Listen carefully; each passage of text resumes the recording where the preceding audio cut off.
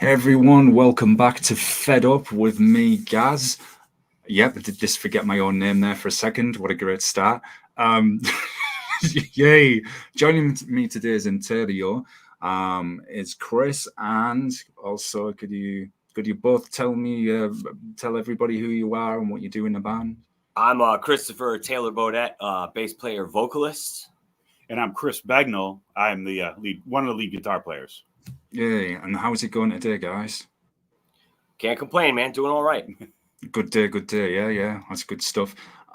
Jumping straight in, man. What I noticed, and I was nerding about this in one of our email chats, was the artwork, the cover, which I understand was done by Metal Cover Art. And what grabbed me is it's kind of got a mix of horror and fantasy together. It reminds me, I think it's the Fellowship of the Ring movie where Gandalf's about to take him into the Mines of Moria, and it's also got that kind of like the Diablo games, that kind of horror feel to it as well. And what I was wondering, did you pitch that idea to Metal Cover Art, or did they just come up with it and say, hey, look, here's the cover we've designed. What do you think of it? No, we actually picked that out of. They had a tremendous catalog of covers available. And the last one we had actually commissioned. So this time we decided we, try and save a little bit of money and just see what was out there. And it's funny because, we were looking at a few others, and then everybody in the band happened to come across that particular cover and was just blown away. We're like, oh, that's really cool. Maybe we should get that one instead of the suggestions we had started with. So, I mean, we're really pleased. So far, all the feedback on the cover has been really positive. People are really digging it. I think it looks cool as heck. Yeah, we decided the name of the album before we even got the cover art. And when we kind of hit that image, it was like absolutely perfect for kind of what we were looking for and what that title kind of represented. It's, I'm not surprised you've got the good feedback because it instantly grabs you and draws you in. It's like I've said, it just reminds me of various movies, games, novels as well. You've got like this mysterious figure stood into what could be a portal into a hell dimension realm, something like that. And instantly, I'm wanting, as a listener, it's right, what is beyond that door? What's in there? And then like, hey, and then that's like the gateway into your sound for that album. And it goes, as you said, it goes perfectly with the title, The Gates of Hell. And it's always nice when something's got a bit of that mystery, which is a point I'm going to pick up on with some of your songs as well. It's always a good way to draw people in for me.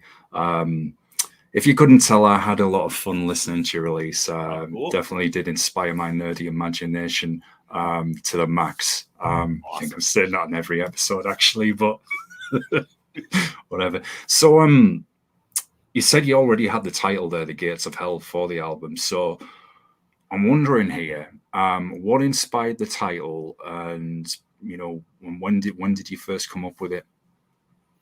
I'm a huge fan. I mean, I think everyone in the band is a big fan of horror films. Same. I'm a massive 70s horror fan. And actually, the title was basically taken from City of the Living Dead, Lucio Fulci film.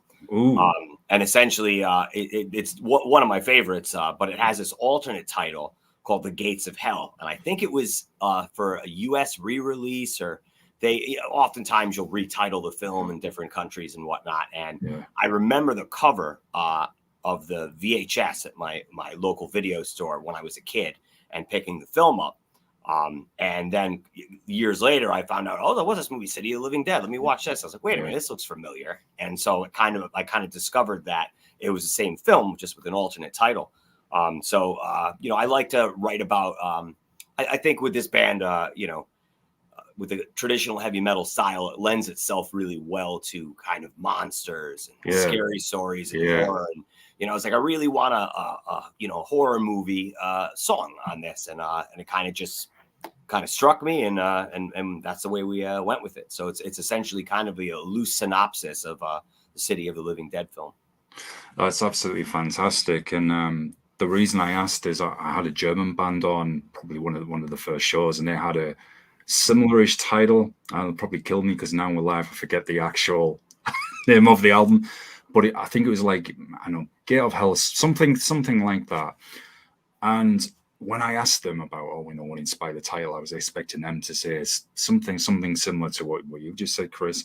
But it was actually all to do with COVID and being kind of in this hell world. What was COVID and all the virus? Right. So I really didn't expect that answer. So now I'm like, I have an open mind with everything. It's you might not get the answer you're expecting.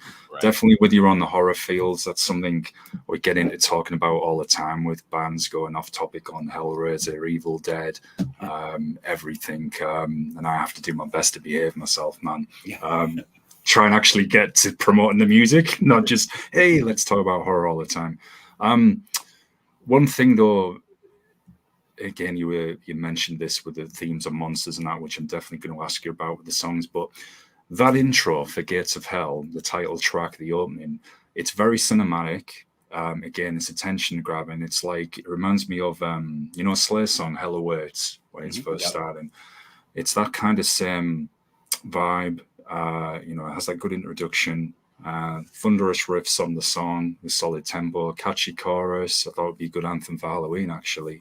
And other things that I noticed when I was listening to it was the lyrics as well mentioned Dunwich, which is way down south over here. Again, this is going to be a multi-layered question here. It also mentions a Book of Enoch, which supposedly describes the Nephilim, origins of demons, Great Flood, the Watchers, all of that stuff. So as a colossal nerd and someone that is interested in those areas as well, and ancient mysteries and lost cities and everything, I just wondered what attracted you all as a band to include those areas in the lyrics, and did you feel that kind of mystery and definitely the horror part as well with the Book of Enoch that is in there just absolutely fit the title song for the album perfectly? Yeah, I'm not sure if it was. I think there's definitely been a conscious decision to keep a good amount of mystery and those types of themes in each of our albums, and I think in addition to that, you kind of have.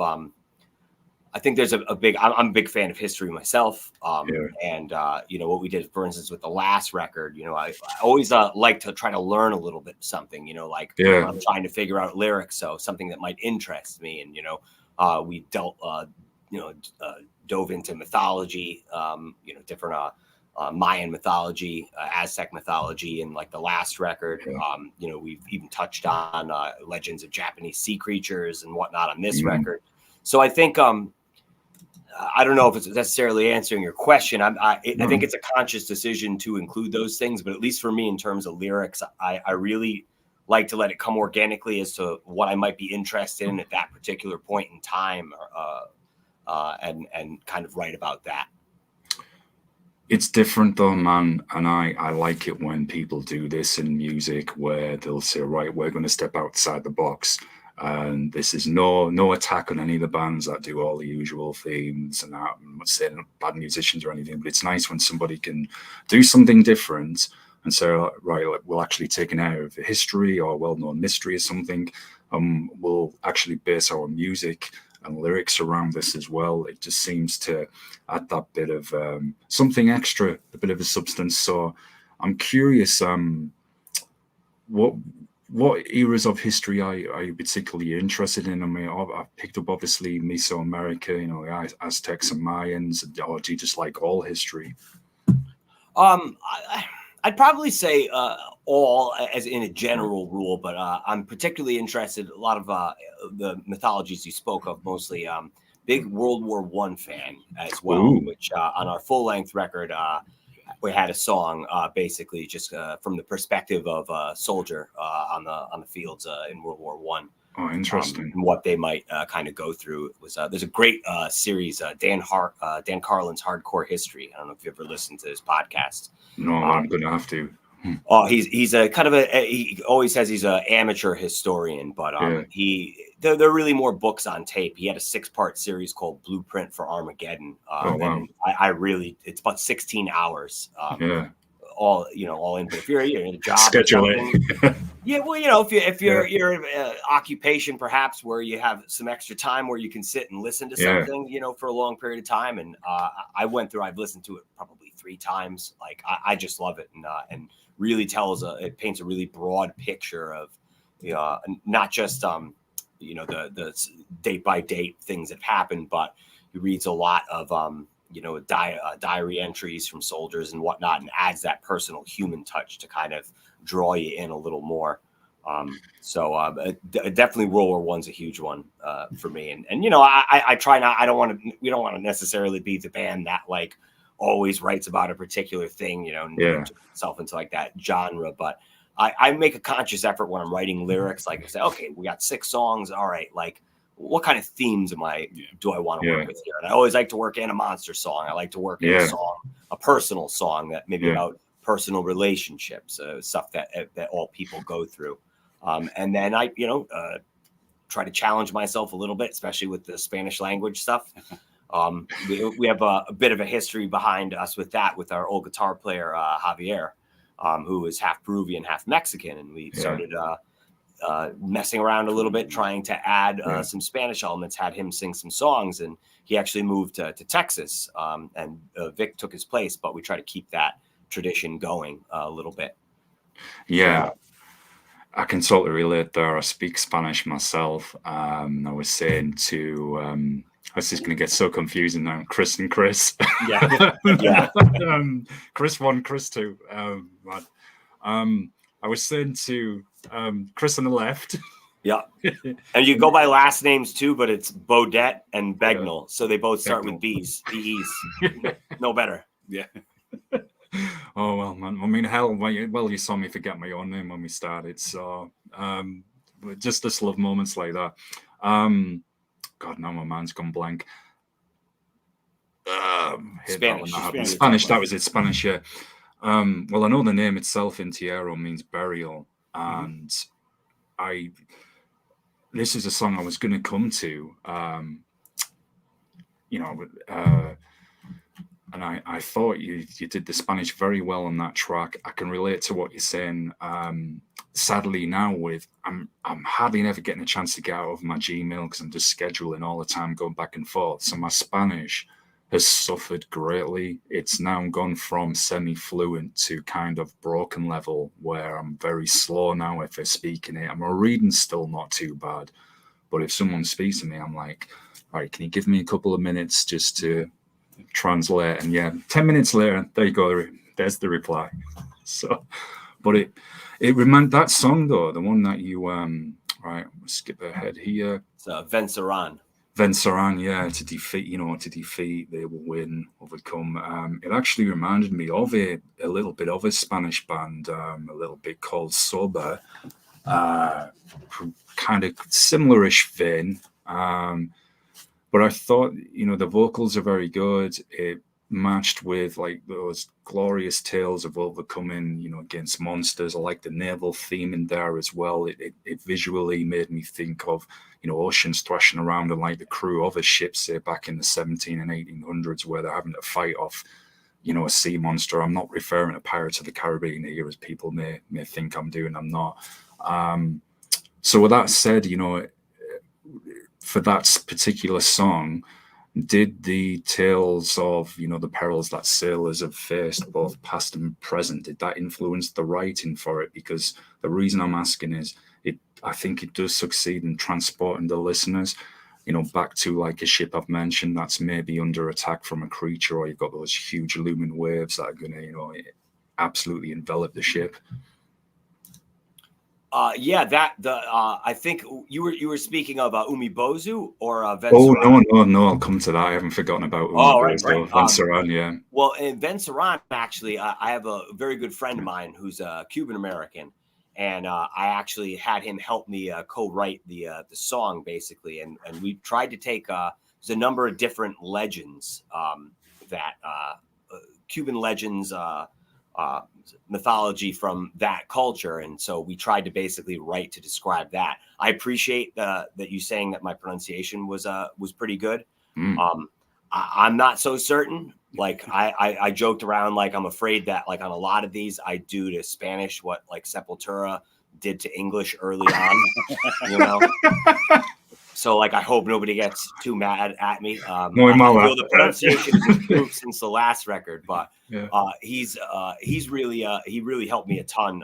He was even in the studio coaching me through making sure my pronunciation. No, that's not how you say it. And it took a little bit to get it done, but we're actually going to try to play it live as well, so I can brush up on my pronunciation. But that one in particular.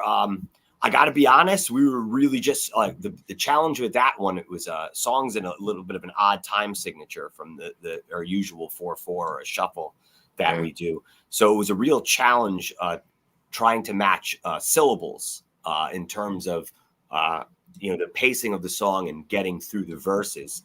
That we reached a certain point where it was kind of we were timing out the syllables and trying to figure out what words would fit there. I hope to gain a better grasp of the language in the future, but from we've got some pretty decent feedback, from people on them really enjoying the song. So, as far as putting anybody in a place, I would probably have to ask somebody who speaks Spanish far better than I do. Yeah, to see if I succeeded or not, but Yeah, I definitely can relate to a lot of what you're saying. I still sometimes get words sometimes the wrong way around, because they'll say it the other way to how we do in English. Say like, what was it, hechos de menos? I had a real trouble with that for a while, saying that, pronouncing that incorrectly and others. And it's like what they say with anything, you just got to keep practicing. And I was trying to learn actually 4 languages, the Swedish, German, and French on top of that. But now I'm barely getting. I picked up the basics, but and I'm not complaining because this is what I want to do, is chatting to musicians and people from independent film. And now I'm really struggling to find the time just to get any practice in whatsoever. And I've noticed now. I'm getting weaker, and I'm thinking, God, I've got to find a day where at least I can just say, do 60 minutes or something, just to kind of keep that little bit of familiarity. Now I'm having trouble speaking English, but the song as well, it had that very classic kind of new wave of heavy metal feel to it as well, and I just, I mean, maybe it's me because I just get so carried away, man. I've got a very visual imagination, so immediately I had all the imagery in my mind when I was listening to it. But I thought it went very nicely with the theme. Moving on to, I know I'm going to have these songs out of order now, but you mentioned it. I'm going to butcher Japanese now. Umibozo. Yep. I looked up this the legend of paranormal phenomenon from Japanese folklore. As you can probably gather with the background here, I love history anyway, but I'm absolutely obsessed with Japanese, Thai, Chinese, but especially Japanese culture and history. Came from all my training and stuff. So this one, immediately I honed in on this one. I was like, that's it. You put anything to do with martial arts, ninja, samurai, and anything to do with fighting systems, that's it. You've got me. So what I'm wondering is, it's got a very fun feel. I would imagine this would be a really good one to play live, that people could also shout along with you. Be a good challenge for drunken people.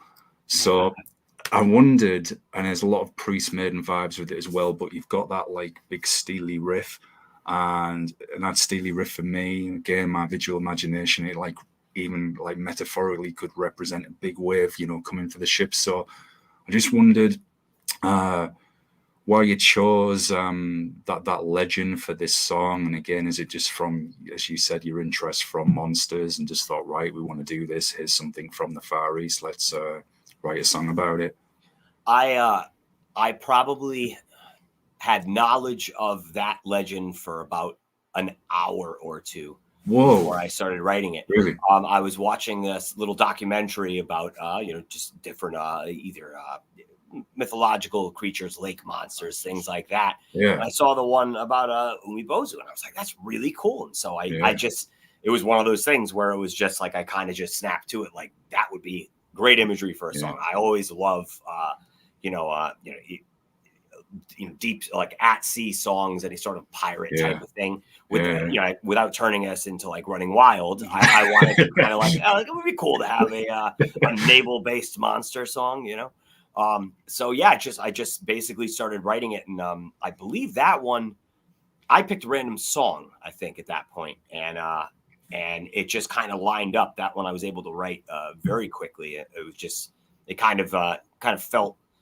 We have those songs sometimes where you can really struggle with trying to fit in. Well, I have this I want to say, but I only have 3 verses to work with, and it's really 4 verses of material. What do I want to say with this? And there are certain songs, at least for me, that I'll really have to, I don't want to say struggle, but I'll really have to spend some time with to get it to a point where I'm really happy with it. And then there are other songs sometimes that I get inspired to write a song, and it just happens within a couple of hours, and it might take a month and a half, or 2 months for me to get inspiration for another song that I might need to write lyrics for as well. So that one just kind of came together, and I really wanted just kind of that song's definitely like a really fast paced, like a jam, and I thought that would be a nice fun song to kind of put out there.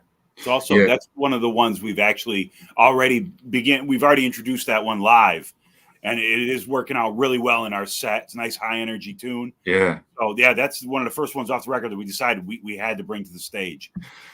Are people trying to sing along then? Are they trying to say "Oh me bozo" in the chorus? They don't know. I don't think they have a grasp of it quite yet, because nobody has the CD yet. So hopefully once it's released officially, people will learn the lyrics. Should be easy enough too with the title. Like, okay, maybe that's what I yell. All right, good. Like as we've been saying, it really does have that fun party feel, and that grabbed me straight away. So I've just wondered, Chris on the right, do you know about? I've forgotten it. I think there's an underground Japanese. Really ancient structure that's under the water off the coast of Japan. I've heard it being referred to as like the Japanese Bermuda Triangle. It's kind of in that region, and apparently it's some like really old group of structures. I don't know if I don't think it's a pyramid. It often gets nicknamed Japanese Atlantis as well. I just wondered if you'd ever heard of it. No, I don't think so. I know what I'm doing tonight, though. It sounds really good. It's honestly, man, I watch all that stuff all the time, and mysteries, the same lost civilizations, creatures, anything like that. I've always found it fascinating, because I always think, well, what, who, when, what were these, or anything. So a random question here then. Are you any of the urban legends or monster tales, such as like Mothman, New Jersey Devil, Bigfoot, etc.? Any of those ever stood out to you and thought, man, yeah, I'm really interested in that? There's definitely a few, and I think at least it's important to me represent where you're from a little bit as well. Yeah. So, there's tons of great New England legends, and there's a lot of stuff that I'd like to kind of tap into as well.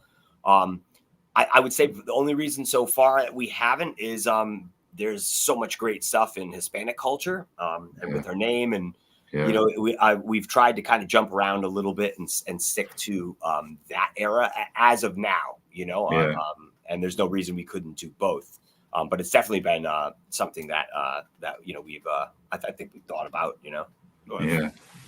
I totally. My best buddy who lives on the West Coast now. He was originally from Everett, and he was telling me that I hope I've remembered this correctly, that they used to get sightings in Boston, like of revolutionary soldiers. Sometimes, like a guy could be driving along down the street, and you'd see like a revolutionary soldier. And I thought, yeah, somebody dressed in all that uniform from that era, and it'd be like asking for directions or something. And I said, and that's freaked a lot of people out. And I thought, yeah, you wouldn't exactly expect to be.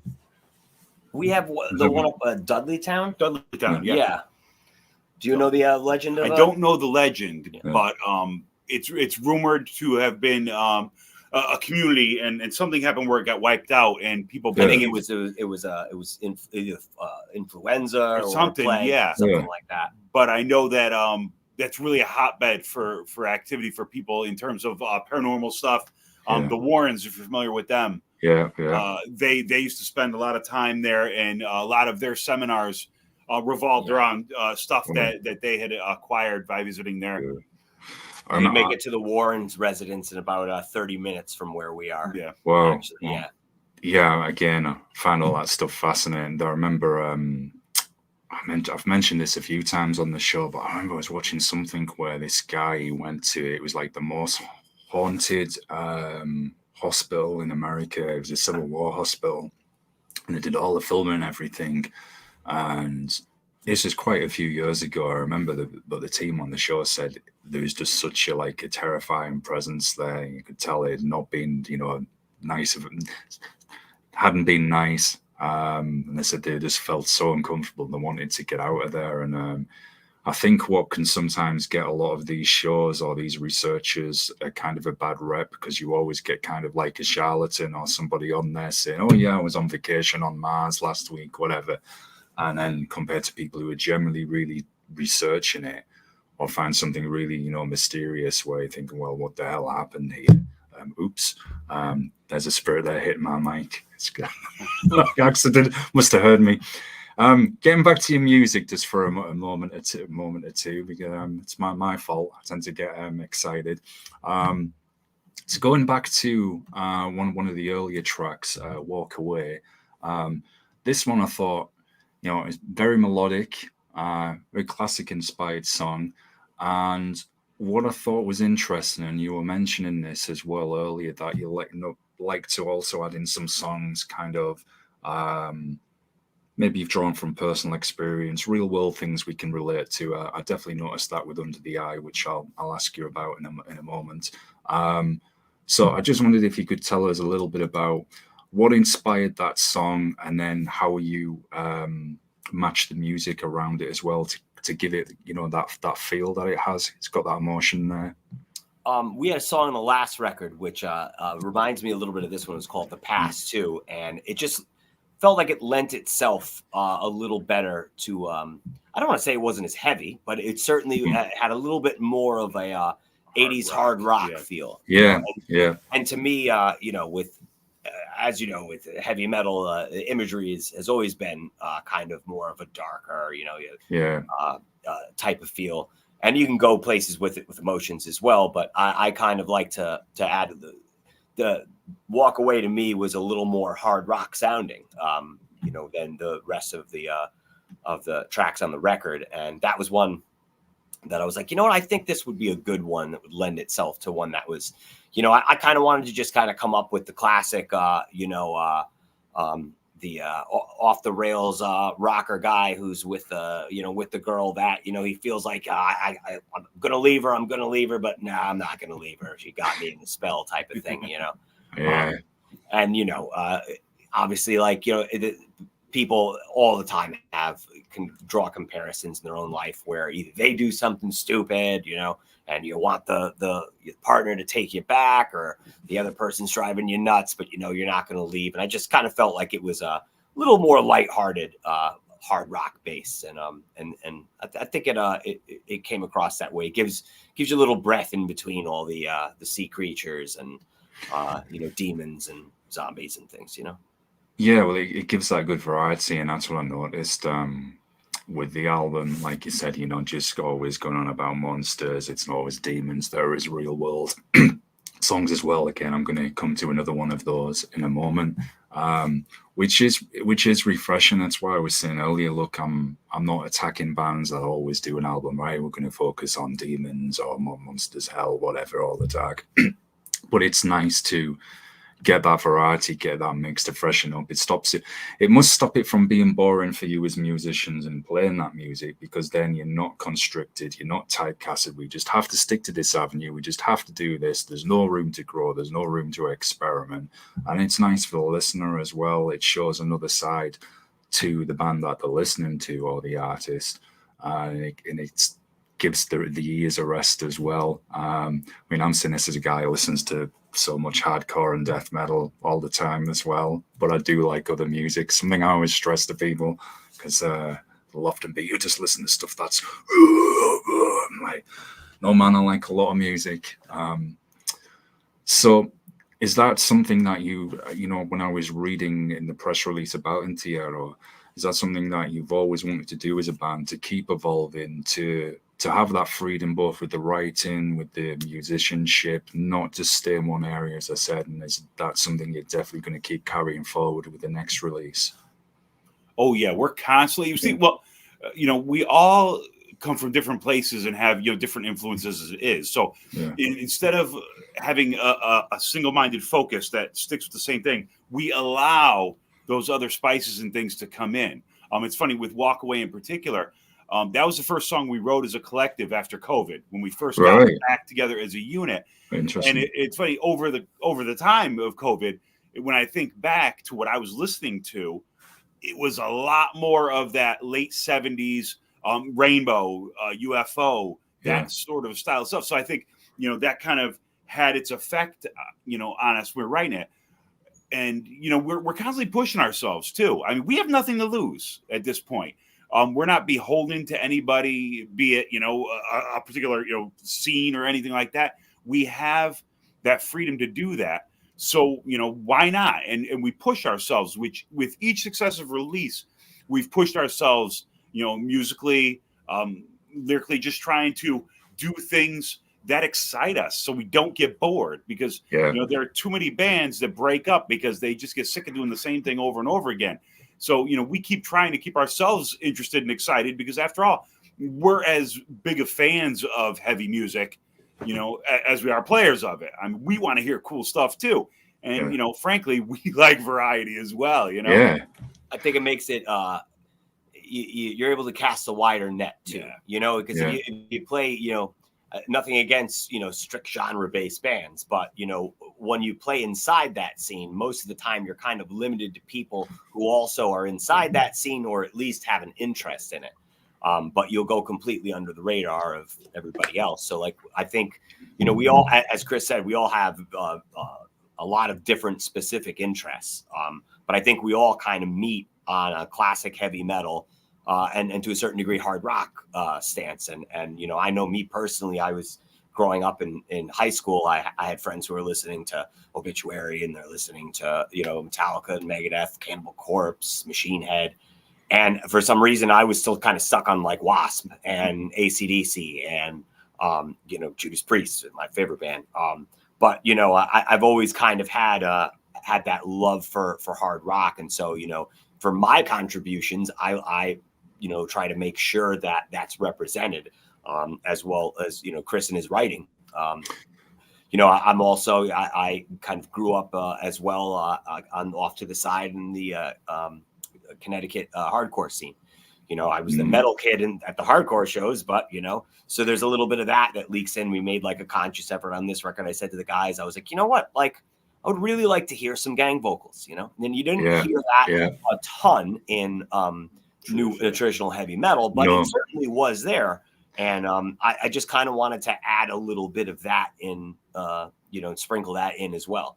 And I think the String Fellas, in terms of harmonies, they really kicked it up a notch, really trying to write, I think not only guitar parts that wouldn't bore them, but something that, they really wanted to put the time into.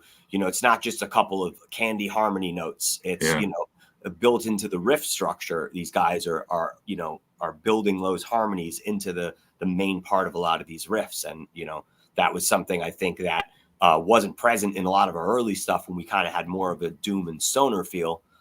It wasn't present as much, but, it's something that we really kind of dialed up, I think, recently. Yeah, I definitely get what you're both saying there. It stops you from being stagnant, the band falling apart, as has happened with other bands as well. And it's funny, man. I've had this conversation quite a lot with people that have come on the show, and it's refreshing to hear. I'm not going to sit here and be a hypocrite and say, look, I don't just listen to kind of, let's say I listen to the Extreme Men's more than I do the others. Yeah, I do, but it doesn't mean I don't like other music. And honestly, guys, I was, before relaunching, fed up about a month ago, and it's still very, very small. There's a long way to go. But I was sat thinking, and I was like, look, you love hardcore, you love your thrash, you love your death metal, you like your sludge and doom as well. Huge grindcore, crust punk. You kind of get where I'm going with this. Yeah. And I thought, right, this is no disrespect to that scene. We've had a few bands on from them, and I thought, as much as I love the music, if I'm just sat talking to basically just what I listen to all the time, or just stuff that I like, it gets pretty boring. And I thought, I want it wide, I want it more open. So I thought, right, I'll call it Fed Up, because I'm always fed up about something. So short and memorable. I thought, what the hell? Let's just make it multi-genre for everything, even non-metal music, other music. I've said this on the last few shows. A question I'm often asked is, people will say, do you have to like our music to come on the show? And I said, no, it doesn't matter. Say if I do, yeah, great. But if not, I will still talk to you. And so far, people who've come on have talked to me, after the show, they've said they like the open genre approach, where it literally can be anybody. People come on and do all the deep dives like we're doing now about their music and stuff. And you were right, Chris on the right. No pun intended there.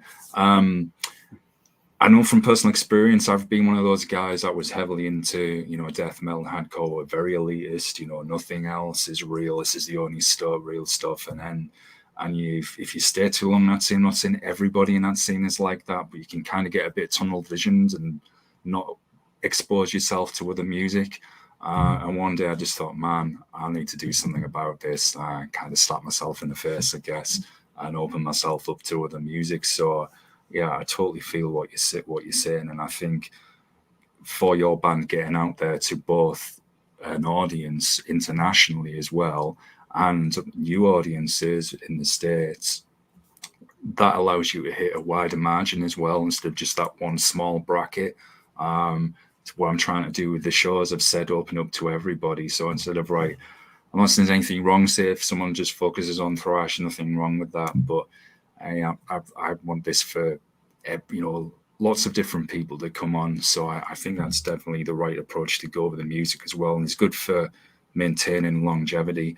You can both get a word in now, because that was a very long-winded answer. I'm terrible. Well, that's the thing with a lot of metal, the way the genres are, you got to do something to set yourself apart from everybody else.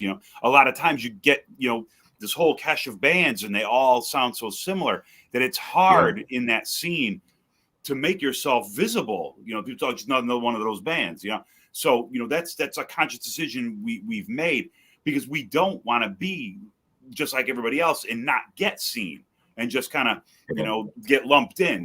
There's got to be something to set us apart, So do you think then, and it's funny you brought up that point, Chris, because this is a conversation we've had on the show, do you think now, as much as technology is good and, it's allowing us to talk like this and it can get the promotion out there, but do you think we've got that a bit of an oversaturation where, as you just said, we can have in these scenes, here's band A, that sounds like band B, sometimes with a bit of band C mixed in, and it's not always that band is bad.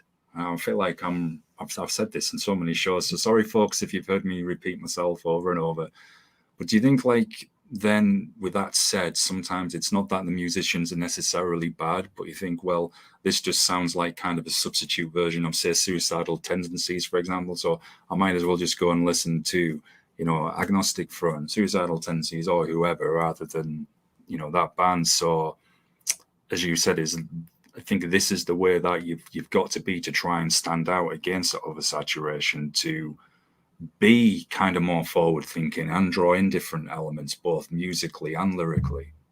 I think it's a double-edged sword. I mean, right now it's much easier to make music, and you can put your music out everywhere. I mean, it's much easier in general to find music. To me, the oversaturation comes from just being, there's so much out there that you kind of, I think listeners suffer from a fatigue. There's so much to choose from. How am I going to go try to find out a new band? Whereas back in the old days, you'd go and you'd say, okay, here are the new heavy metal releases this week. I've never heard of this band. I saw a picture of one of their albums in Metal Hammer, or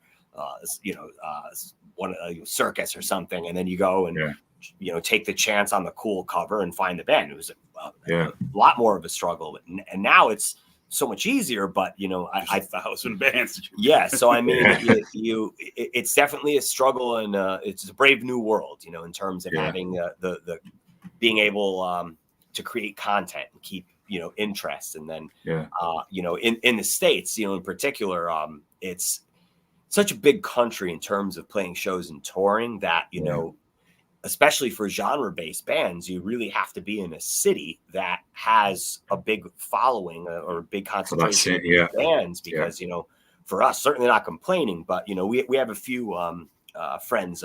More in the Light comes to mind, a traditional heavy metal band from Connecticut, but there aren't a ton, maybe 2, 3, 4. So it's difficult in terms of being, if we wanted to go, balls out Angel Witch and 100%, like new wave of heavy metal, we're gonna have a much harder time finding the people who are interested in that, at least from a live perspective, So I think that's probably where we're sitting the most now, that particular style. But we're as we mentioned, for us, I guess it's the best thing that we can do is really try to use all of our own influences to kind of make this little stew, and hope that it's got a real special flavor to it that not a lot of other bands have.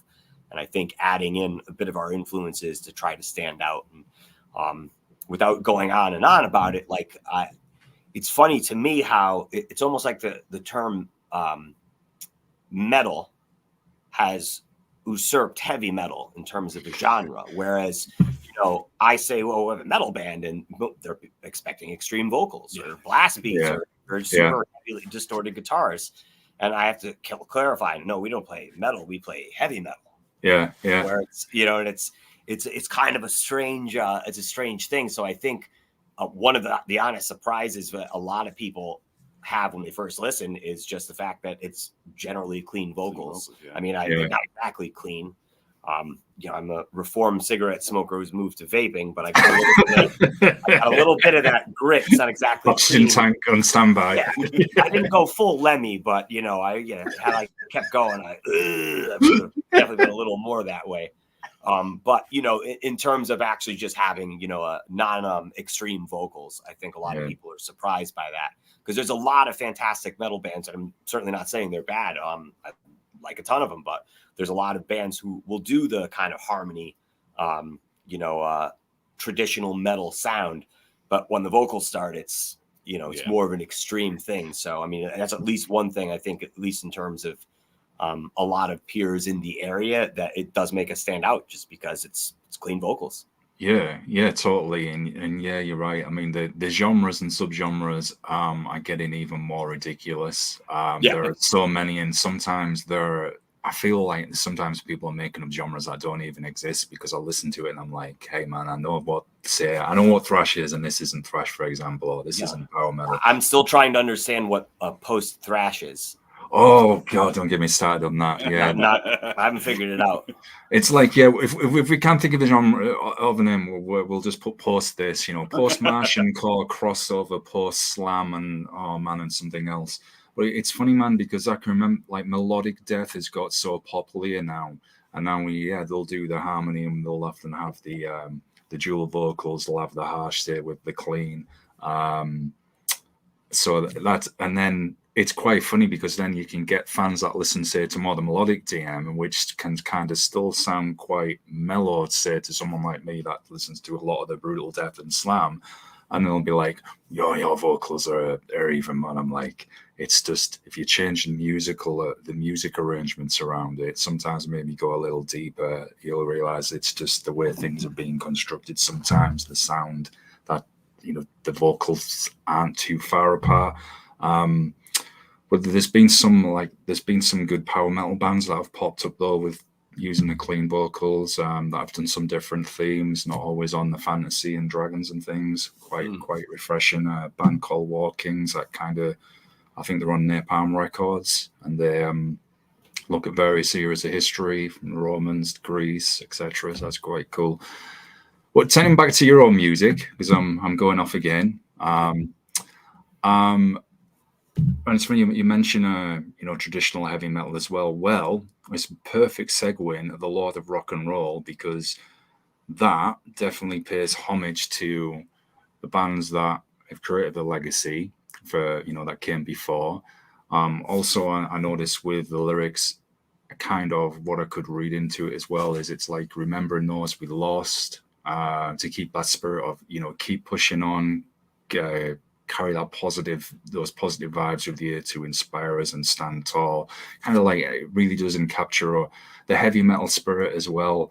You know, I guess having a Saxon battle jacket and standing there proud, bullet belts, all that stuff as well for the comedy. So I just wondered, is that what that song's about? Is respecting the forefathers, the history and the legacy, but also relating it to real life as well. That to keep going, to keep moving past those struggles. I would probably say it's the former more so than the latter. I really was thinking we really need an anthem. Like that, not enough bands do anthems, and there's a little bit of tongue in cheek to it that I hope comes across in it. Yes, it isn't viewed as corny, but I think with this band especially, Victor, the guitar player, has a long and storied history in the genre, and it's just a blessing to have him in the band and regale us with stories from the early days of Fate's Warning. But we're all kind of on the same page as the type of rock and roll that we like, and like outside of band chats, will send us, oh, did you? There's a like Angel Witch came out with a new record, whoever it might be, somebody getting really excited about an older band, Yeah. And a lot of it was really kind of paying tribute. We've been fortunate enough to play a couple of really cool festivals. The Stormbringer Festival is one that comes to mind. It was a traditional metal festival that they had up in Worcester, Massachusetts, and they still do it. Did one this year. I think they're doing another one next year. But it was just a collection of traditional heavy metal bands, some with very young kids. I think Artillery headline that one. No, Attacker. Yeah. But you also had, a great amount of bands. There's certainly been a resurgence in, bands that maybe never really hit it super big in late 70s, early 80s, and then this renewed interest from a younger generation. That have forced these guys to say, okay, you know what? Hey, work. I'm taking 3 weeks vacation. We're going on a tour. And I think that was in my head as well. That kind of inspired by the fact this cyclative,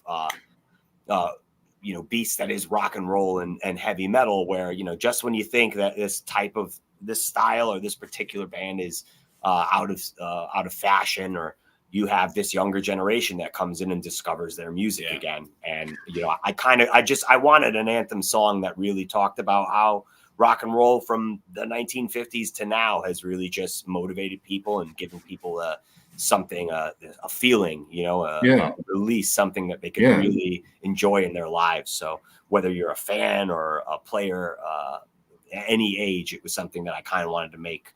I think the bridge section is old, we know it, and we show it too. Proud of what we love and what we do. So I kind of wanted that to just be a rallying cry, for headbangers and rock hounds of all ages. Yeah, and that'd be another good one to play live as well for that reason. Get everybody popping off, and it's good as well always to pay respect to the roots, recognize it. I do feel, and I'm not saying this with any bias, I'm a huge underground hip hop head as well. I do feel metal is one of the forms of music where they do actually respect the classic bands much more than other styles. I've noticed, particularly in hip hop. Well, that's kind of a hip hop thing. I've absolutely noticed that too, and it's funny you mentioned that, because I've had a number of conversations where it seems that bands like Public Enemy, trailblazing bands in hip hop, really haven't got. It gets old, and then once it's old, it becomes corny, and that's one thing I definitely always have loved about metal, that you respect your elders, and that's why guys who are 75 years old will get up on the stage and people will lose their absolute mind for them. You know? Exactly, and it's got that specialness, that magical love for the music there. I'm not saying no other music has that before somebody chimes in later and says, but no, I'm not.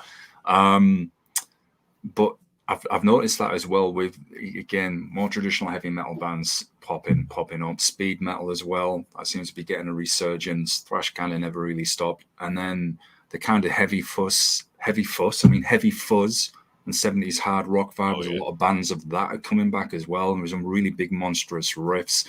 I mean, anything that puts in that bit of a bluesy vibe as well is always good in my book. It adds that bit of dirt and steel to it as well, that bit of soul. So, you know, I remember watching a documentary once, and there was this really old dude, and he was in like one of these vinyl stores, and he was a vinyl collector, and he said to the guy who was filming it and everything, he said, "Look," he said, "people will always seek out good music from any era. It will always come back. Someone will always want to play that style or find out about that band." And I thought, yeah, that's definitely. And if you can get the right people around you, family, friends who are open-minded, you'll appreciate it all. And it's the best way for writing and playing music, and I think as well for filmmaking and writing novels. If you can draw that inspiration and those ideas from everything around you, as we were saying earlier, not just stay rooted in one particular avenue of thinking, then you can come up with a different perspective, something, even if it's just adding one little kind of different structure here and there, just something that helps make you stand out, a different interesting taste. And I'm going to mix in bits of this. I like the monsters, and I'm going to mix some real world qualities in. So yeah, totally. So then, with that said, Under the Eye, definite Maiden vibe with this one. And when I was reading the lyrics, I was very curious as to what it's referring to. And the impression I was drawing was, is it about someone who's maybe under the spell of something, but what or who? And could that be a relationship with the wrong woman or the wrong man? Or even if you put a horror vibe on it, like a demon that's, got someone under its control and they don't know it. So I just wondered what the inspiration there was. And the musical side, I liked how you changed the rhythms, the vocals, the backing vocals as well. I thought supported, your main lead vocals. It gave it that bit of presence. So another little loaded question. I just wondered how you put all those elements together and what the inspiration was as well. That one, I've always been a big fan of metaphors, and letting people kind of take what they want. I certainly, I'd be lying if I said I wasn't influenced quite a bit by Bobby Blitz from Overkill, one of my favorite thrash bands. And I always loved the way that he wrote lyrics where you could kind of make it about whatever you want. Essentially, what I was coming from was essentially a place of someone who might have made bad decisions, mistakes, and taking that accountability for those mistakes, and not just dwelling in them, attempting to make yourself better and rise above, face adversity and rise above it. In a general sense, that's kind of what I was going for with that song. And the guys wrote a fantastic verse riff for it. And I remember when Dave decided to go with a double time beat, with very chuggy. And I kind of wanted to have some percussive elements, which, that was one of the other. I was like, hey, maybe we could stick some gang vocals in here too, and kind of give it that. The song kind of had more of the break seems to come in that chorus, where it's just kind of like a little bit of a breath that you could take. So I tried to kind of write it in terms of the motivational aspect of it coming during those choruses, and the verses kind of basically being the cause of that rise that you have to make, the reasons why you would need to overcome something. Yeah, that's definitely. Yeah, sorry, go on. Oh, no problem. I was going to say, it's funny because the music, a large portion of it was composed while watching tattoo competition shows, and watching as the artists would move through different parts of their creation of the tattoos. Yeah. I was coming up with different riffs and different rhythms and tempos as I was, watching it. And you can see there's like a franticness in certain parts that you don't have in the chorus. You don't have things, you have that like give and take, and it very much mirrored their art form in them having to deal with, they're giving people, these beautiful pieces of artwork, but at the same time, they're inflicting extreme pain on these people. And the give and take that they have with the people that they are tattooing and, and all that stuff. And I was just sitting playing along while I was watching that. And these riffs started to come to me, kind of playing off what I was seeing with their art and kind of letting that influence where I was going musically with it. Yeah, so that's really interesting, man. It shows how that inspiration and how writing can come out literally any moment. You start watching, a tattoo show there. I always think people, those folks who get like tattoos absolutely head to toe. I think, man, the punishment they've gone through. And the problem I'd have is I'm very naturally hyper, and I'm very fidgety, so I find it hard sitting still. I'd probably be the worst customer ever in one of those tattoo places. Which wouldn't be good for me, because that would even hurt more, or the tattoo would end up like looking terrible and whatever. So I've got a good reason, I guess, not to go. I noticed though, one of your earlier videos from the last release, El Camazotz. All right, see, Tony, my speaking isn't too great now either. Have you got any videos planned to support the Gates of Hell? Because, man, with just the themes that are on there, I mean, you pretty much could go in any direction with them, playing on the ship with the naval themes to the horror, absolutely anything. So I just wondered if you've got anything kind of planned. I respect you can't, give too much away. We don't want to spoil it. That was almost a bit of a source of an issue, because we were trying to figure out, like, I think we need a CGI budget. There's all this so much stuff. So I think we're still in the process of trying. I think we're going to be doing another lyric video, and then a little later on we're going to be taking one of the other songs. Probably won't do it with Gates of Hell, just because we already did the lyric video, which premiered this past Monday on Invisible Oranges. But certainly one of the other songs from there we should get a treatment from. Just haven't exactly figured it out yet, but it'll come after the album's release. Yeah, it'll be really interesting to see what develops for sure. And I also just here's another random question. I just wondered, with growing up in the New England area, it's very rich with history there. So I know you mentioned, you have those interests obviously in history and mysteries, but do you think growing up in that area has that natural kind of impact on people because of all the history and culture that's around there?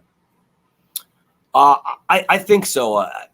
As I mentioned, the states are vast, and you have different types of people, communities, ways of life, and whatnot. And I think New England. I think New England, and then the tri-state area, which Connecticut's a part of, New York, New Jersey, and Connecticut. There's a certain grit and toughness, I think, that the people have, but there's also a lot of respect, because I think there, as you said, there is so much history. We were the 13 colonies, basically. There's very few states that are older than most of the states in the New England area. So I think, I noticed it the first time I went out west to California, which I really liked, but LA seemed to. They would build something, tear it right down, and then build something new. Whereas, you can walk past a building and that's 1796. All right, And I think that bit of history and with the change of the seasons, we've had, it's been a little milder recently, but some of the winters are pretty harsh. You can get a lot of snow, and I think that just informs your style of writing, when you're trapped inside because there's 9 inches of snow on the ground, you're like, all right, and I think it even comes how bands operate too, where, most of the time after the holidays, most bands go into the basement or heated garage if they have one, and start writing, and kind of use that. I think it works great for metal bands because there's a whole bleakness of winter that, if you're writing a new song, and you've just, you had to park, half a block away and you're trudging through, the snow, it's cold, it's dark, gets dark at 4:30. I think that informs a little bit like how you kind of go in from writing. And I think in addition to the weather, the history, I think, and the age of the area of the country that we live in probably does inform how we write and the things that interest us a little bit more. Don't write a lot of tropical island music, about 3 months where it's like 109 degrees Fahrenheit and with like 89% humidity, and then then that's it.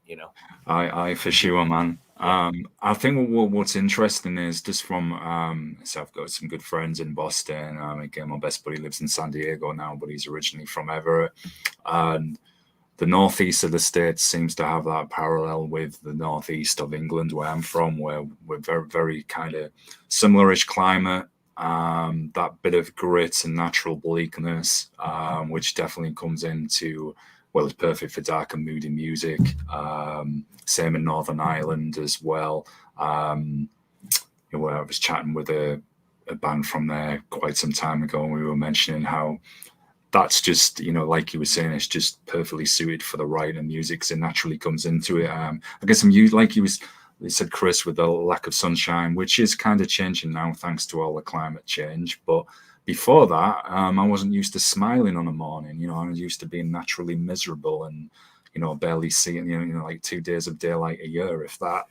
So I get what you're saying, but I wanted to ask you about that because I was just curious with all the history and culture that's I thought that must have an impact upon the music and writing behind it. So yeah, very interesting answer. So with that said, and again, we're talking, being mentioning areas of history and everything. Are there any other particular eras or mysteries that you would like to maybe explore on future music? And I'll come to horror as well after this one.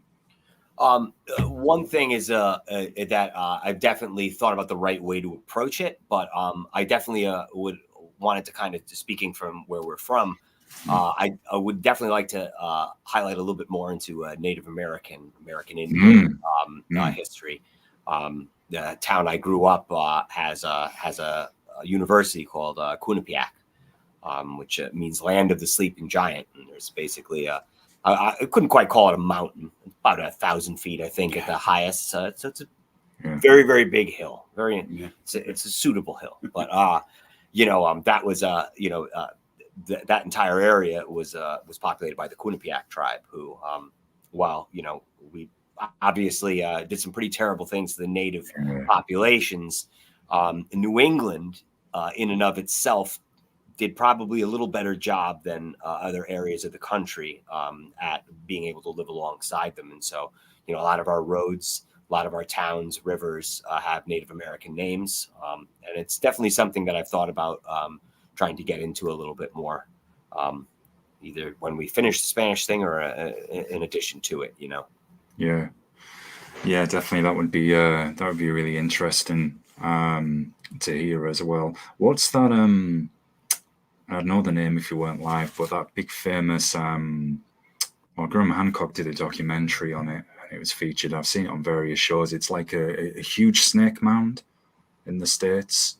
I'm going to have to quickly, is it snake mound? I'm going to quickly Google this while it's snake mound in the States. Seen it on all these, Serpent Mound, that's it, Serpent Mound. I think it's in Ohio, possibly.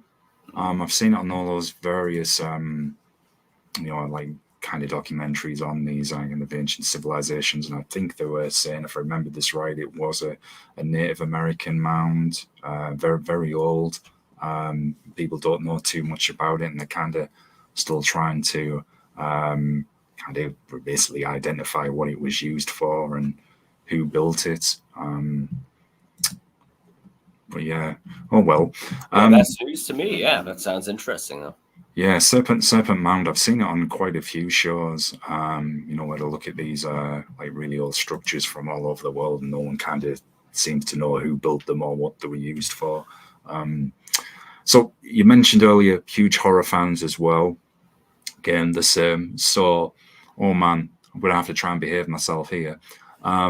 So, what other is there any other horror themes that you would be interested in using on future releases? And what would be some of your, I know you did mention earlier, but some of your other favorite horror movies and series that have always grabbed you? Theme wise, and I'll just speak real quick just for me. Theme wise, I've always been a big fan of demonic possession or just demon related films. I've always enjoyed the sweaty yelling priest with the with the crucifix and I cast you out, and I just always kind of love that big epic good versus evil, God versus devil. So that's probably some themes that we'll revisit.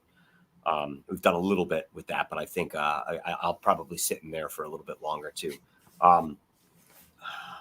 You got I think if I have to name my favorite, I'm gonna go like one for one. Sure. Horror movies. My favorite of all time is Phantasm. Really? Don Coscarelli's 1979 classic. So also did the video for Last in Line by Dio. He was responsible for that. Yeah. Was that actor? Was it Angus Grimm? Or was that the character? The tall man, Angus Grimm. Yeah, the tall man. Yeah. Oh man, those are absolute classics. I've only seen a few of them. They're always on TV, but I've been meaning to try and get them all on DVD at some point. They have a box set, and they concluded the series a number of years ago before the pandemic with a film called Ravager, which had a limited theatrical release, and I was able to catch it in Connecticut. Oh, nice. Enjoyed that. Nice. If I got to go favorite of all time, pretty typical, but just because it was the one that ignited the fire in me, would have to be the original Halloween from '78. Yeah. That's the one that really captured me, and then it was over from there. Yeah, some of the recent was it Halloween Kills was pretty atrocious, to be honest. I didn't think much of the one before that. I really respect the early Halloween film, especially the original, because of the shoestring budget that was involved as well. I'll put together, and when you look at just what they had to work with to put that atmosphere and then the classic score as well that they used, I think that's just monumental for what they achieved under those circumstances. So are there any others? For me, definitely the original Dawn of the Dead. Oh, hell yeah. Big fan of most of Romero's work. Also like the Crazies as well. But if I had to pick one, it would definitely be Dawn of the Dead. Yeah. And John, pretty much anything John Carpenter does, I love. So I mean, I echo the Halloween. But if I had to pick a favorite one of his in the horror genre specifically, would probably be it's a toss up between The Thing or The Fog. Very, very close. And The Fog's probably mostly there just because I love Adrienne Barbeau as well. And Escape from New York is my favorite Carpenter film, but that's not quite horror. It's but not horror. If my friend Ross was here, he actually runs his own. He co-hosts with me sometimes. And he runs his own channel as well.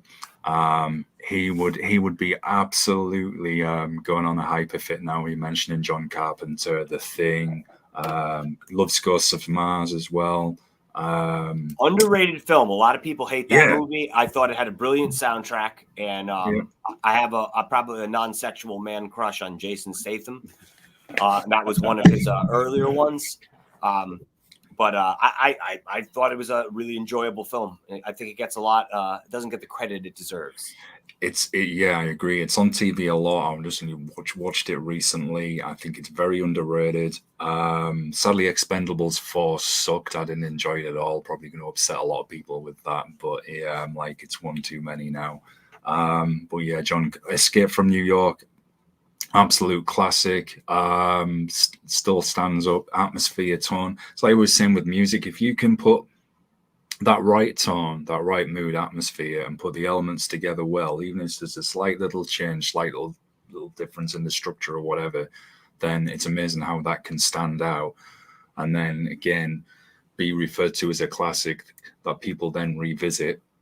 What about yourself, Chris on the left? What? I think if I have to go for number 2, I think I'm gonna have to go with Rosemary's Baby. Oh, interesting one. Classic. Yeah, well, it's still to this day, it's uneasy for me to watch. When Rosemary's having so much trouble, she's trying to wrap her head around what's going on, and the way the people handle her with kid gloves and kind of like just keep pushing her away from the truth. It's it creates an extreme amount of tension even in me, knowing damn well what's going to happen in the end, and she's going to figure it all out.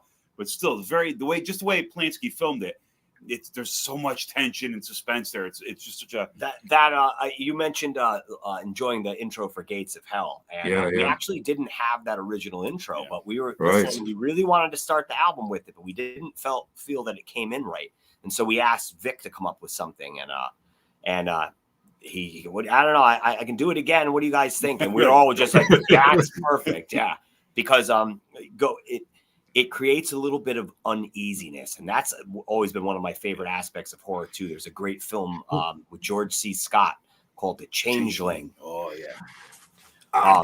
And that film is rated PG, but it is just it sets this atmosphere that's just, it's a sense of unease. And I always love that.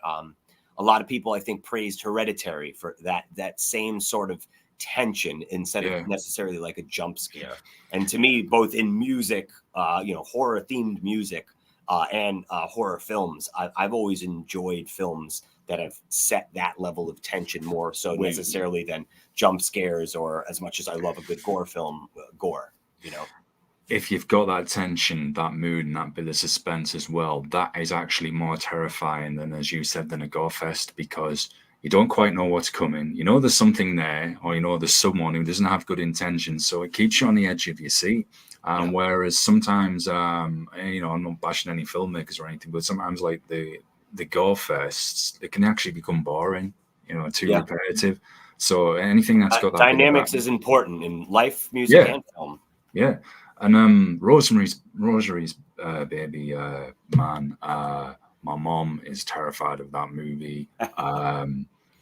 She's and I think she said like what she always says, Betty Davis. Is it Betty Davis that's in that or something in Rosemary's Baby? If I got that right. No, not Betty Davis. Got Ruth Gordon, Mia Farrow. That's Mia Farrow. It said the eyes on the actress. And like they really get this, and they said just watching, you'll see what I mean. There's just something really unsettling about it, and yeah, totally. If it's got that suspense in anything as well, that's more gripping. Because I'm terrible in the movie theater. If it's a jump scares, I'm like, yeah, it's coming, that's coming, and everyone's looking like, yeah.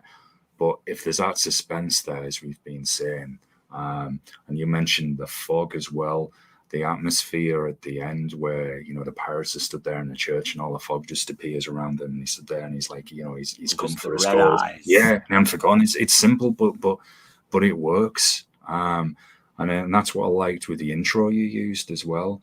It set the tone because there's those different elements on the album. But it's still got the cinematic feels as well. And like, as you were saying earlier, with that theatrical aspect with metal, the darker tones as well.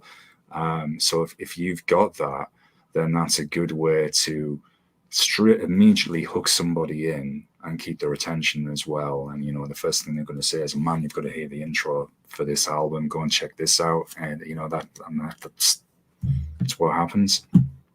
There's a certain type of feeling, I think, that you can get with, like Black Sabbath title track, and when the little hairs come up a little bit, where it's that sense and makes you kind of want to just raise up the fist, like that's something, that a wonderful gift, I think, that great classic metal music has is just creating that feeling. And you could not hear the song for 20 years, since you were a kid or something. You put that tune on, you get that same feeling. And I think whether we're able to do that or not, that's always our goal, be able to create those types of sounds and feelings that people can really, really dig their teeth into.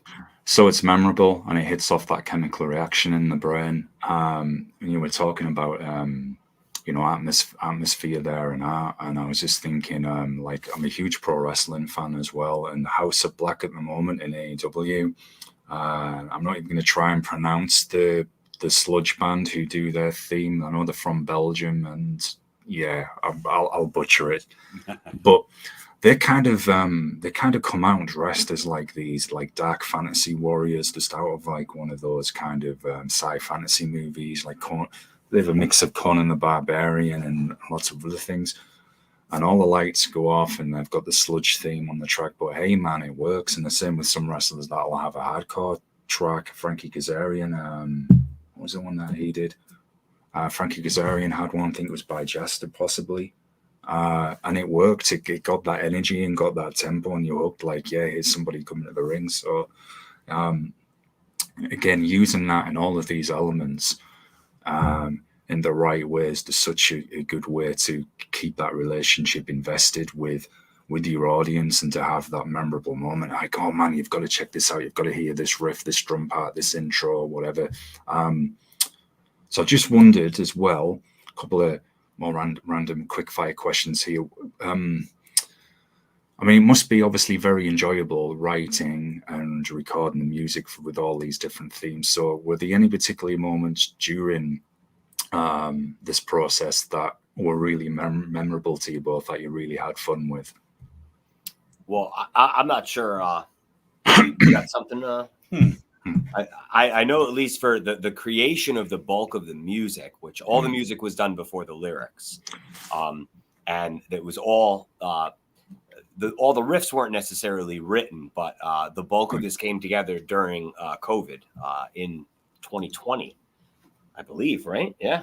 2020 and 2021, where essentially our drummer, his girlfriend was immunocompromised, and they were basically, when everyone was sheltering in place, basically they lived together and stayed with them. But the rest of us, the three of us, we asked him, said, would you mind if we got together to, write? And everybody felt okay enough to do it, and we'll check if everybody's feeling okay, and we'll sit in the practice space.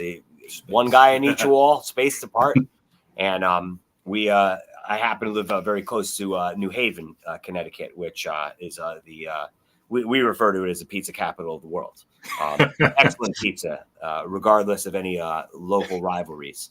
But we would basically every week we'd get together and get a pizza and get together and sit down, and Vic would have a riff or Chris would have a riff, and we'd sit down and kind of work out arrangements, just the string players at a very low volume. And as these songs outside of the pandemic, as they developed, and then we recorded them, and now we've played a few of them live, I can't kind of shake that little feeling of the memory of basically it's kind of started just sitting down in a time when there really wasn't a ton of joy. Music had shut down, and it was one of those things where, like, we all, I think, normally look forward to band practice, but I think everybody looked extra forward to it at that point, just to be able to get together, socialize, and create music together.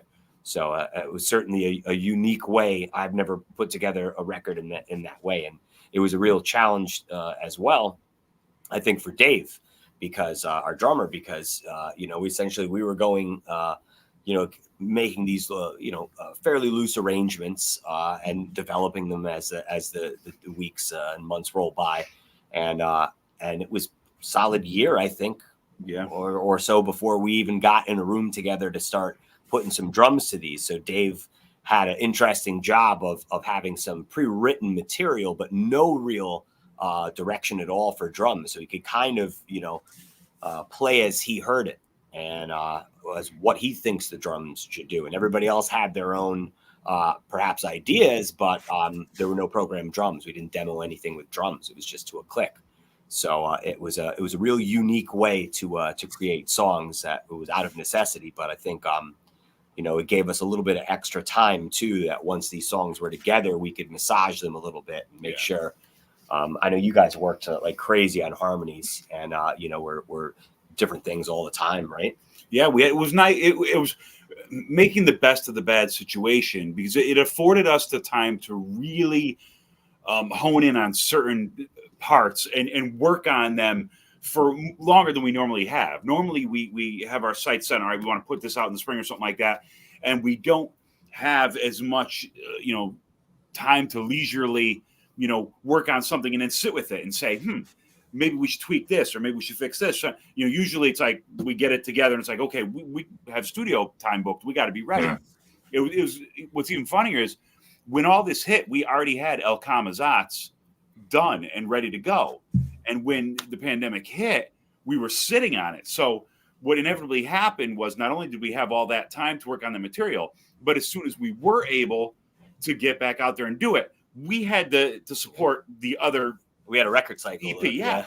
So we were out playing all that stuff, and it gave even more breathing room to kind of step away from these songs and see what really worked and what we needed to change. So as far as, out of everything we've recorded thus far, this is by far the most, these songs had the most evolution time from start to finish before we recorded them.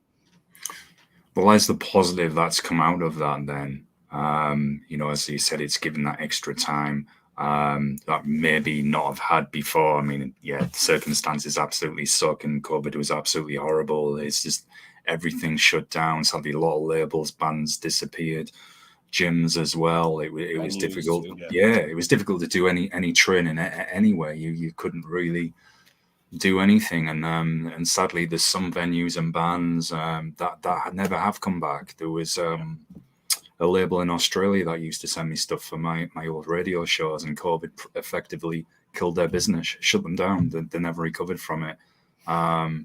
So it totally sucked. And I was so.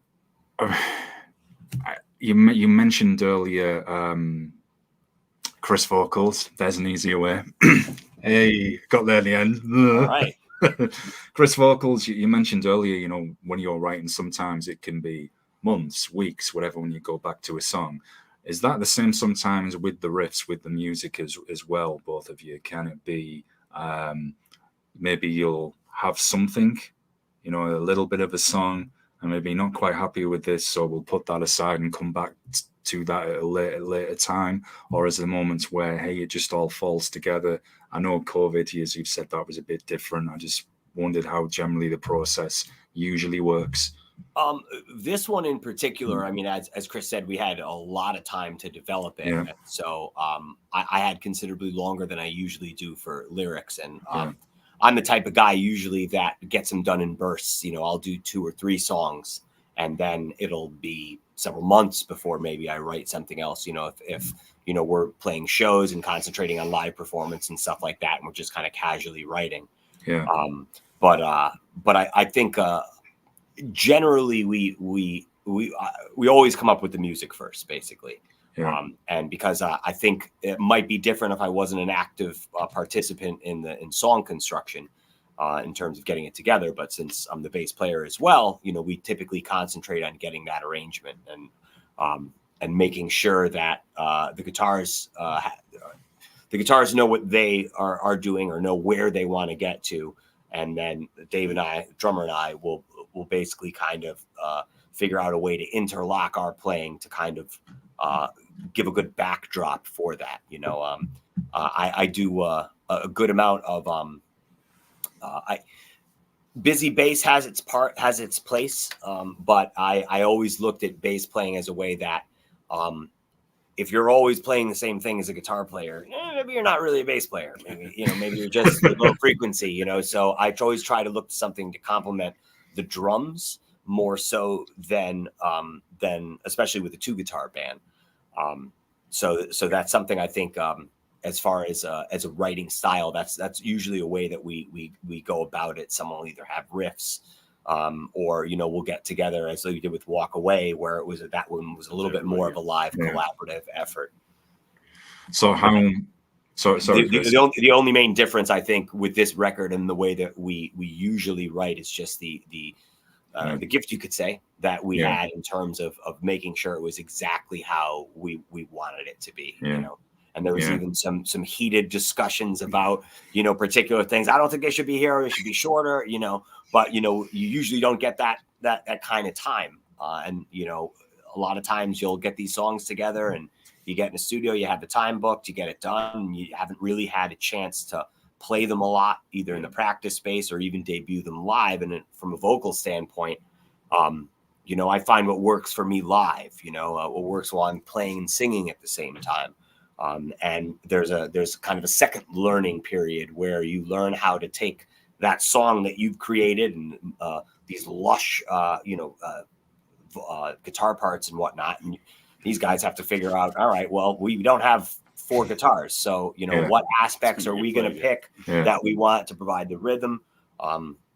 And so with this record in particular, we really had a lot more of an opportunity to do that. And that informed, you know, having these songs established and refining them gave us the ability to work those songs out before we actually got in the studio. And so now, as we've been kind of preparing these songs for live, it's I would say going fairly smoothly, you know, in terms of it feeling more natural, you know. That's great to hear. And you mentioned there some of those heated moments. Good that you obviously can communicate and come through that, because I was about to follow up and say, you know, how do you get past those difficult situations sometimes where either, say, a riff or particularly a drum pattern or maybe even the vocals sometimes think, I'm not quite happy with this. It's not sounding how I want it to. And as you were saying there, with usually having a more restricted time frame, is there any occasions where you've made that music and you're like, man, yeah, it's still good, I'm still pleased with it, but I just wish I had, you know, there must be, I mean, thought, man, I just wish I had that little bit of extra time because I could have made that one even better. Obviously, in this situation, you have had that time. So, you know, how do you get through those difficult moments? Well, he's a pretty good moderator. You know, that's the thing, and I think we usually land on a consensus at the end of the day. But you know, we're the kind of band, though, we let everybody voice their opinion without people getting offended. That, you know, we're very we're together enough guys where things, while you know things do get heated at times, it never turns into personal attacks or anything, which is wonderful. That's what you need in a creative environment like this. You need to have people feel free to express what they want to express without being attacked and things like that. And you also want other people that are going to weigh those options.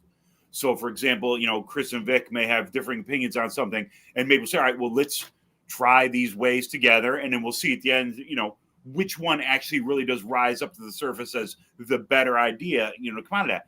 And, you know, usually, you know, the person who maybe has to make the change will concede. You know what? Yeah, you're right, man. That was really better. You know, we're all, at the end of the day, we all have that goal to make it the best it can possibly be. And, you know, and sometimes it's just a matter of getting out of your own head, because I know both for myself and Victor, a lot of times we come in with notions like, this is how it's going to sound. And then when the other guys say, wait a minute. And so it's like, okay, we have to, you know, get out of our preconceived notions of how we thought it was going to be before we got to it, if you know what I mean. Yeah. I think, like you're saying, it's been open to constructive criticism, not make it personal, which a lot of people can do in many of the arts, and then that's when problems happen. Even in wrestling, the same, and then poof, everything just goes completely to pieces. If you can, especially when you're creating something, and we're all people, you're naturally going to get those situations where you might get a bit heated, a bit frustrated, man, we've practiced this so many times, you still haven't got this part down or whatever. But again, not making it personal, and then just soldiering through in a sense. That's absolutely great, especially for maintaining longevity as well. I'm just curious, as you know, we've been talking about various interests today and music. Outside of metal, then, what would be some of the other forms of music that you both like? Well, you know, oddly enough, as far removed from heavy metal as it is, I'm a diehard old school 70s funk fan. Right. I love all those old records, dance records from the 70s are really, I'm a former bass player. I'm a recovering bass player. Years ago. It's a good way to put it. Good one too. A lot of my time as a bass player was spent playing a lot of that old funk stuff. Yeah. And oddly enough, I've played a lot of show music, like Broadway musical type stuff. I've played in like smaller, not on Broadway or anything, but like high school orchestra pits and things like that. I used to play bass with as well. So I have a pretty wide range of stuff I love to listen to. But at the end of the day, this is what I grew up with, and this is really, this has that spot in my heart that'll never go away. Yeah, the metal stuff. But yeah, I like to dance too. I like that stuff.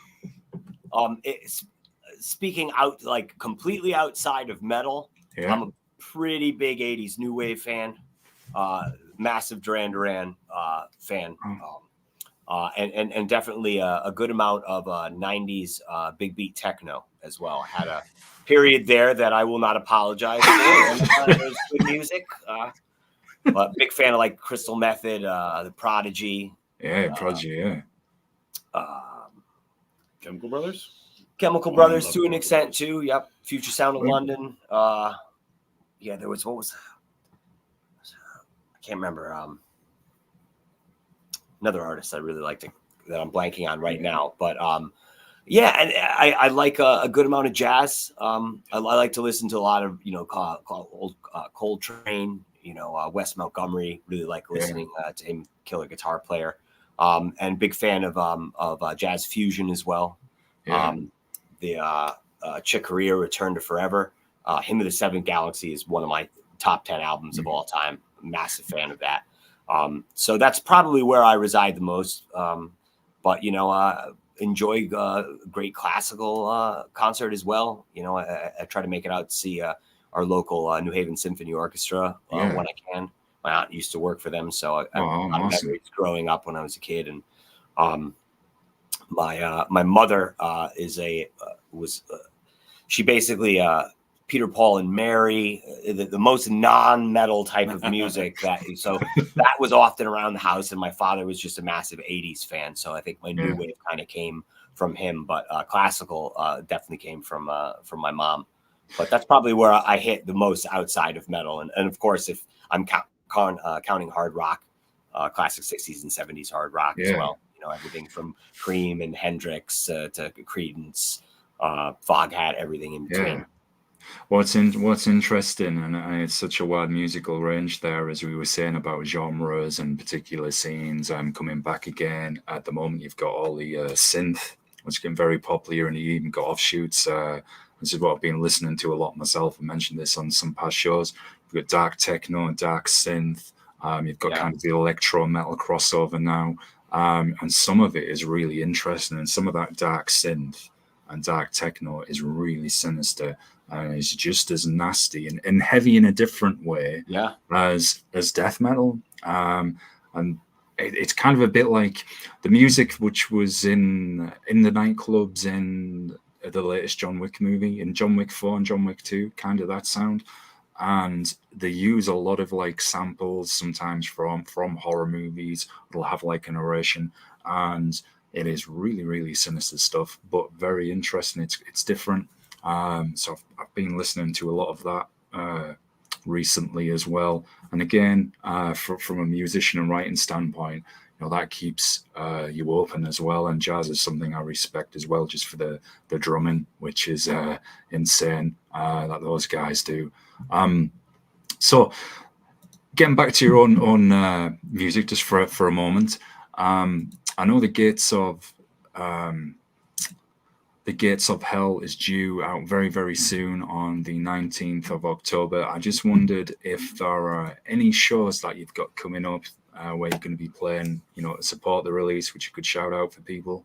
Well, we're going to be doing November 5th at the Cellar on Treadwell in Hamden as kind of a hometown record release show. Nice. And beyond that, we're currently looking to book some stuff for the fall. But so a situation basically where, because, as we mentioned, these we have a whole nother set of songs as well for an additional I was going to ask you that. For the future. Yeah. So we ended up pretty busy in the basement for most of COVID. got a lot done. But we basically were all just kind of looking to get this record out. We want people to hear it, so we're going to play as much as we can to support it, but we want to follow up pretty hot with some more material and hopefully get that out by the middle of next year as well. Oh, awesome. I would love, definitely let me know when that's close to dropping the next release, because I'd love to do a deep dive with you again on it. We haven't even really got together to start shaking the dust off of those and trying to turn them back. So they're skeletons at this moment, but I think the past few years didn't move as fast as a lot of people would have wanted in terms of being able to get things done. So we certainly don't want to. We want to make up for lost time a little bit and be pretty active in terms of releasing some stuff, because we have a lot of great songs. We think at least that could deserve to see the light of day. Oh yeah, for sure. Right timing. Good to follow on from the gates of hell. Look, before I got the press release from Scott at Clawhammer, shout out to Scott. And he used to always send me stuff from my old radio shows. I hadn't heard of you guys, and obviously, I've looked you up and done my research and everything. But talking to you now, just the fact of what you were both interested in, I'm like, man, I'm supporting these guys. I'm just for that reason. The first thing I'm going to do is later is I'm going to message my buddy out. Well, he's on vacation in Hawaii at the moment. Lucky him. But I'll be saying, dude, you've got to check out this band who are from your neck of the woods as well. And I'm sure he will be down, because he's into all of that as well. We're always talking about, lost civilizations, mysterious creatures, all that stuff as well. I just wondered as well, do you have any planned shirts or vinyl? I know vinyl is very expensive, but I always ask bands if they're doing a vinyl release, because the demand is there. It's just super expensive. We were hoping, we were doing a little bit of label shopping, but it was taking a little bit longer than we wanted to wait. So we decided to self-release this one. As much as we'd love to do a vinyl, at this point, it's probably not economically feasible. And we also suffered, as everyone else did too, with the big vinyl slowdown, which I think it was Vice or Vox. I think it was Vox that had a really interesting article, which kind of talked about how through the pandemic, people were stuck home and people started buying records. Young people, 20 years old, and that's kind of what led to the resurgence. It's been an ongoing resurgence of vinyl, but to the point now where it beats CDs in terms of the physical media, the highest selling physical media. So, vinyl is something that we've always really wanted to do, and we intend to do in the future. This release, I'm not certain. Certainly would be open to it if someone out there wants to release it. But in terms of self-releasing a vinyl, we probably won't be doing that, but hope to have a vinyl for the next one for sure. Oh, definitely. And just before I'll let you guys go today, is there anything that you would like to shout out as well? Anyone in particular, we couldn't anything we've missed at all. I always like to do this with guests, give them the chance to shout out anybody or anything at all. You got anybody to shout out? No, I think I'm good. I think I already shouted them out. More in the Light from Connecticut. Seax as well is another great traditional band from Massachusetts, who were fantastic dudes and a really great band. So there's a lot of great stuff in New England in terms of Massachusetts and whatnot. So shout out to anybody that we missed or we're forgetting the names of. But yeah. That's why I do it, just to cover for all of us. It's become a regular thing. Shout out to what was the pizza place as well, and certainly shout out to Clawhammer as well. Absolutely, definitely. Definitely shout out to Scott and Ryan as well. They've sent me stuff for years, but now we're moving into live interviews. It's great, they've helped us. So folks, this will be available to watch pretty much soon as we're done. I will be back tomorrow with Symphony of Heaven, 10 a.m. Eastern, and No Divinity with me on Saturday as well. Get at me if you want to come on the show. Any genre of music, just hit me up. Again, thanks to you both for coming on. I've had an absolute blast. It was really interesting having that conversation about what was involved with each song, what influenced it. It was really, really super interesting to hear, man. It really was. Thanks for having us. We had a blast, and appreciate what you do for the genre. Oh, you're both welcome. You're both very much welcome. So folks, it's uncomfortable pause. Can't even say it. You say it's getting uncomfortable. Still working on the English. Yeah. Still see. Yeah. See, northern. You see, strong in the arms, thick in the head. So anyway, now it's uncomfortable pause time, where where there's the delay when we stop, folks. So don't worry, I've not been momentarily possessed, as though somebody will think that. So see you on the next episode, everyone, and take care. Peace out. Stay heavy.